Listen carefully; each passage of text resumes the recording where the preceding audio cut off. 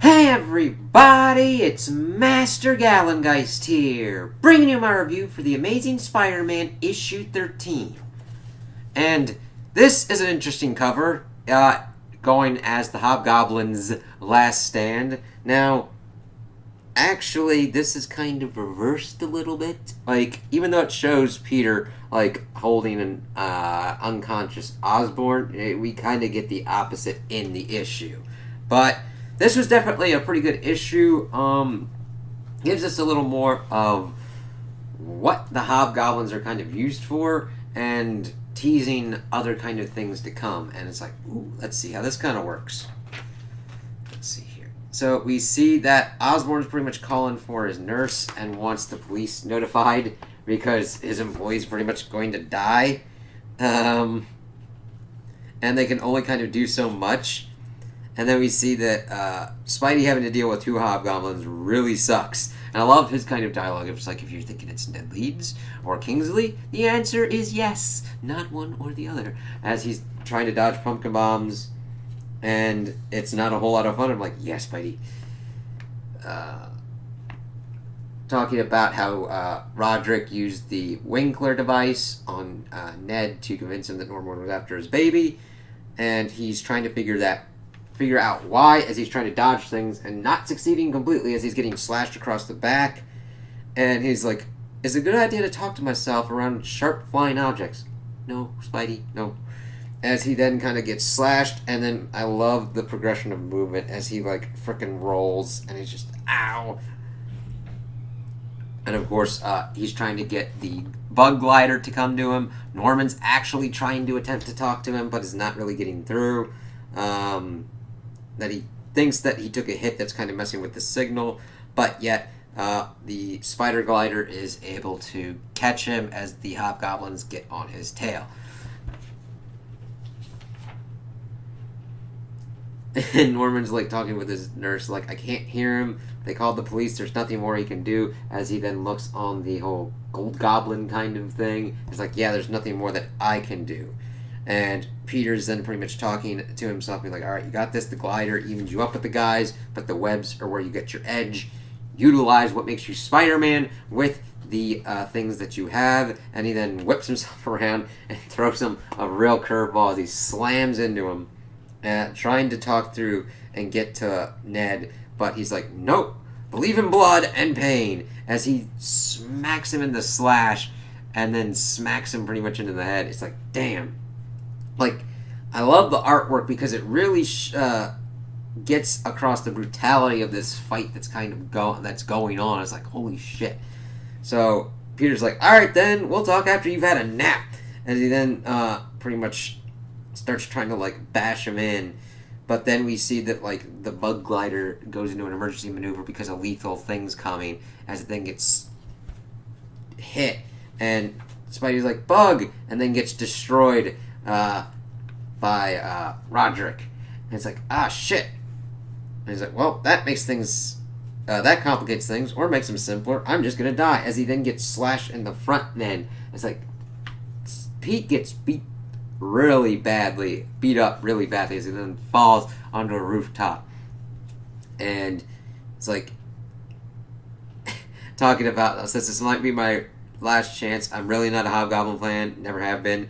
Kill him, as they're pretty much getting ready to utilize their gloves and pump electricity kind of like into Spidey's head as he's like blown out, his helmet's blown off, and of course he's like, his eyes are flashed, he can't see, and then one of them says to use the glider, and he's like, yes, so that the one who sinned may live again, you must die. It's like, huh. Of course that's all bringing up that like Osborn had his sins eaten or removed, and it's like, huh, that's weird. So this is trying to get Norman back into the game, and of course it works. We get this great panel of showing Norman blast in his new outfit, and Spidey's like, what? Eyes just clearing through Norman, and Norman's like, I didn't want violence. And of course the Hobgoblin's like, yeah, we did, and now you got it. Leeds, rain hell upon them. As we then see pumpkin bombs blasting through, but Norman's like, ah, those stupid pumpkin bombs. Interesting for him to be like, so like against them. And he's like, I got something better and much more accurate. As he then does like this kind of weird kind of thing. It's a little bit hard to make out, like where it's at. Oh, it might be a blast thing. Oh, okay, now I see it. This is a thing on like top of his fist, and he like blast him off of his glider pretty much, and then Ned gets him. It's like, you alright? It's like, together we could punish Osborn for what he did to us. You're an idiot, Ned. He's like, Osborn was never after your family. I put that in your head to make you useful, and now you have a better use. And Kingsley fucking punches his ass over to pretty much like get him into a position to where he's gonna die. And of course, Spidey saves him by webbing him, and it's like, yeah, you do the good thing to like help the person. Spidey, of course, is like trying to tell him that he needs help, and he's like, the only thing I need is my hands around your neck. And Spidey's like, throw me a bone, man. And then Osborn's like, that's enough of that, and punches him. And he's like, do you have any idea what you've done? As he then starts pummeling Ned. It's like, I understand that him and Kingsley pretty much forced you into a situation where you had to pretty much go and do kind of like the alcoholics kind of thing of like going into a place where violence has to be utilized to help somebody, and how that would be very easy for him to slip back into his goblin persona, and how pissed that makes Norman. So that's an interesting kind of twist to see that as Pete yells at me, he's like, he's not moving, he's out cold, you've got to stop now. And he's like, oh yes. As we then see it kind of shift down, it's like, you have to be careful because, well, that's the thing. Everybody's got the potential to do that kind of stuff. You have to just watch out what kind of pushes them through. Let's see. And of course, Norman's legal team's pretty much stopping the police from like talking to him. Will notify you when he's ready to make a statement and everything. And then, of course, the rest of like Osborn's kind of group kind of pops up. And they're like, yeah, we came as soon as the suit was activated. Spider-Man's getting expensive medical attention. Anonymity protocols are being stringently followed, of course. And then, of course, he's trying to thank them for dropping off his laptop. But nobody did. Everybody on staff was instructed to like leave him alone. No one from Oscorp dropped off the computer. So that just goes even further to showcase that somebody was pushing Osborn to go this extra mile, is trying to put him back into kind of like the goblin persona. We see Pete check on Betty, and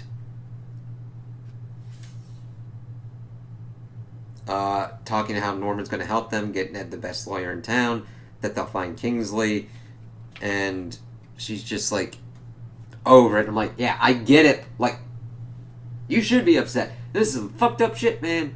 Alright?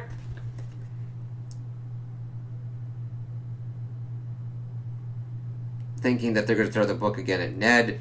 It's like, no, it was Roderick after the authorities examined the device.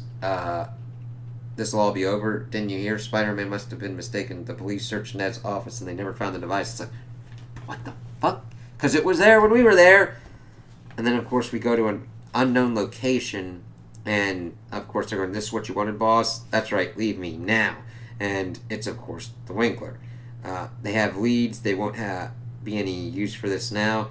None that you'll remember. Turn your mind off. Now it's in my hands. Yes, turn mine off. Your hands. Good boy. I needed two of you in the end, but we succeeded. Osborn's back on the road to becoming his true self. As we see that Roderick's in the Winkler, his sins have come back to haunt him.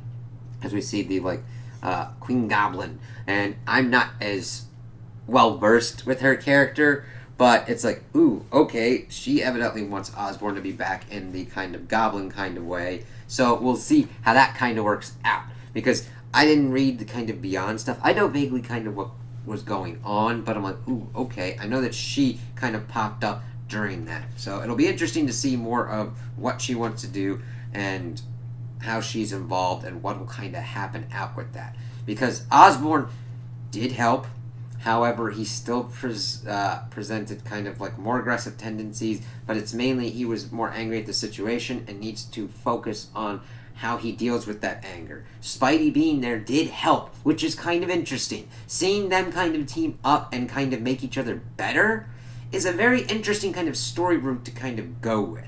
Osborn has definitely done some crazy, fucked up, nutty ass shit. And seeing him try and be better, that definitely has great story potential. But that's all in how it's executed and what's kind of going on. So I do like seeing these things laid out. However, again, we still need to see how it kind of connects with what Peter went on and what was kind of going on. And why everybody's just like, fuck, Peter, why'd you do that kind of stuff. Now, we're 13 issues in. I hope we kind of get a little something on that, but I am still interested in the stories that are being presented here. It's like, oh, damn, wonder what's going to happen next with Spidey. So, those are my opinions on the issue. Tell me what you guys think in the comments below. If you liked it, if you didn't like it, if you agree with me, if you disagree with me. Also like and subscribe, and I hope you have a good day.